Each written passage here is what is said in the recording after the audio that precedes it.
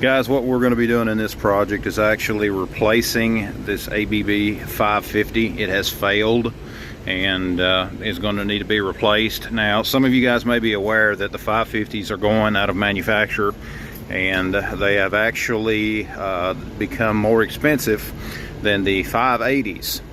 The 580s will work in these panels, the same frame size, and they will work with these bypasses, with the Eclipse bypass.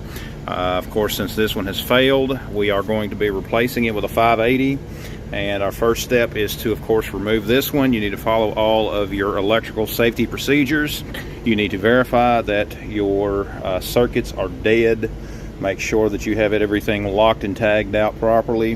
This panel is dead. I have already verified in a few different ways, measuring phase to phase, phase to ground, that sort of thing. And now we are going to begin the process. First step is we are going to make notes of all of our connections, because you do not want to get the phases swapped or anything like this, especially if you have a bypass.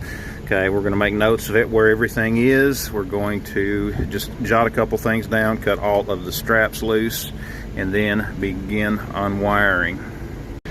Now that we have got everything unwired, we have got our display disconnected. We also have our power and motor leads disconnected, as well as our speed reference.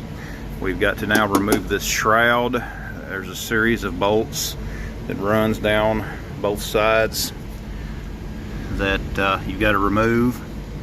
And of course, there is weather stripping behind this that will also cause it to be just a little bit sticky. So once you get all the screws out, you just got to kind of work it out of position.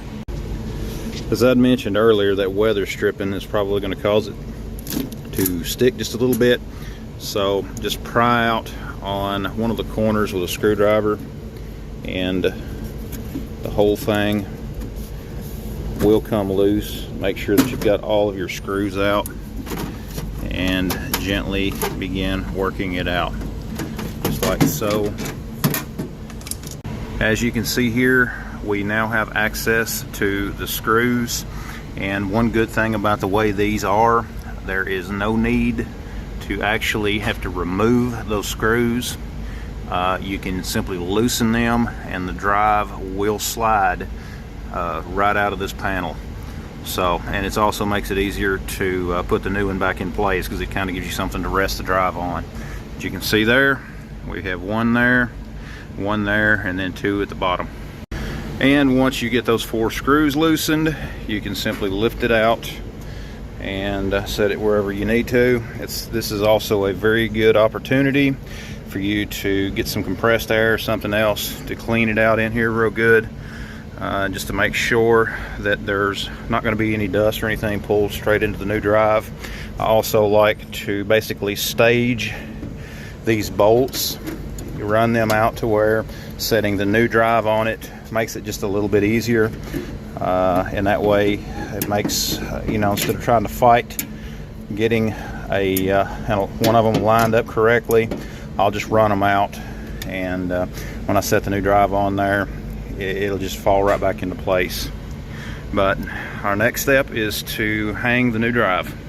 Here is the 580 hanging in place. Now, one thing that you will need to do, the bottom screws down here, is you're going to have to remove and re-drill those. This is slightly longer than what the 550 is. That's something that I just now noticed, but that is something that you are going to need to be aware of.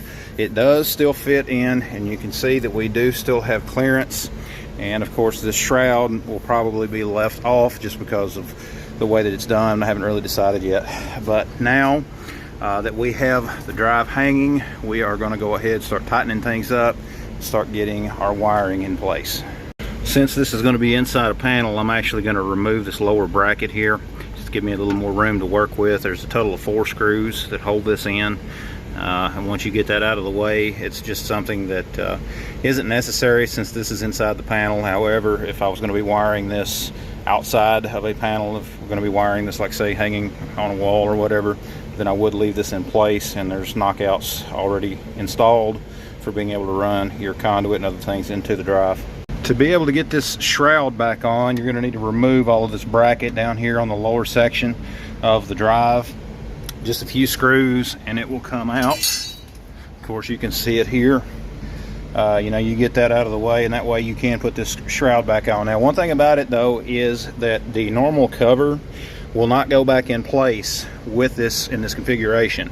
Okay, now I'm putting this back on here because of the way that the fan functions. I want it to be able to draw in up through the drive to be able to cool, but you know, that's your choice depending on the environment your drive is in.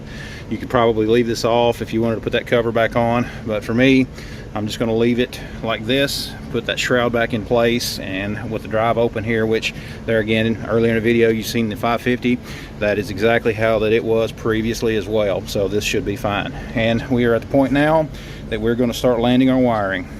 As I mentioned earlier in this video, this bypass is from a 550 and we are installing an 580. The connection originally between the 550 and the Eclipse bypass is this cable here. Okay, you will notice on the 580 that there is no terminal for being able to connect this.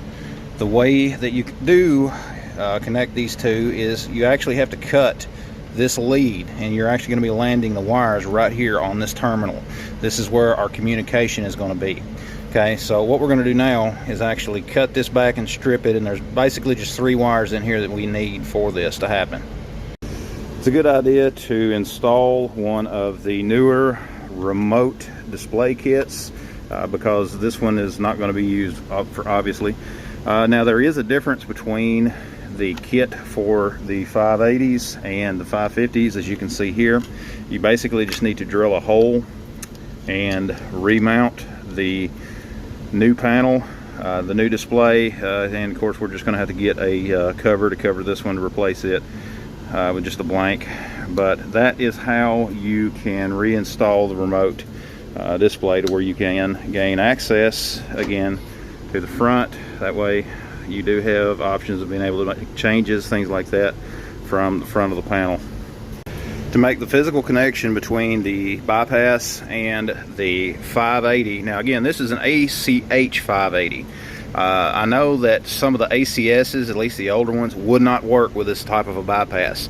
I've run into that before myself. But so you need to contact the manufacturer to make sure that the drive that you're going to install is going to work with the bypass that you already have if you're going to do something like this.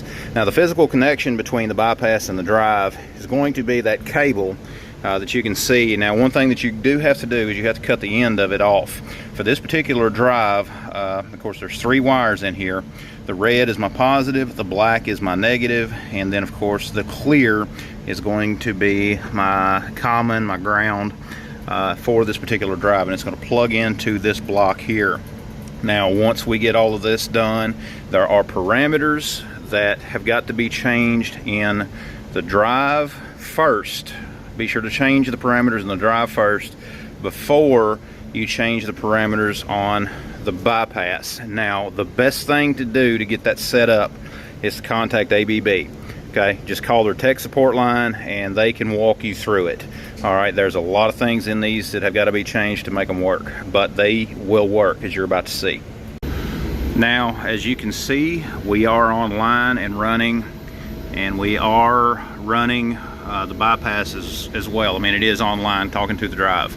Now to give you just an idea of some of the parameters that are going to need to be changed, we're going to go into our menu, and I am going to select my parameters option and then modified, and in here you can see just a few of the parameters that we had to change. Okay, at group 2001 had to be commands had to be embedded field bus, and each of these groups had to be set the same way. Okay, we have 2001, 2006, 2040 run permissive. There again, all of these have got to be set for embedded field bus. 2041, and of course then this 3013, this is just motor frequency, minimum frequency, things like that. But you will need to go through and of course do your configuration for all of your other points, but remember, you will need to change several of these to embedded field bus. And again, guys, the best thing to do when you get to that point is simply to call ABB tech support, and they can walk you through that. Some of the information that they're going to need is the serial number off of your new drive, the serial number off of the drive that came out, as well as the serial number off of the panel. But guys, this again is an ACH 580 running with the original bypass from an ABB 550. Anyways, guys, hope you liked the video. I hope it's helpful to you. Let me know down in the comments below if this is something useful to you. Let me know if you've ever run into something like this, guys. But anyways, guys, hope you liked the video. Be sure to check out the rest of the videos on the channel. Be sure to check out the links down in the description. There's some tools and things that I use that could help. Guys, thanks for watching, and we'll see you next time.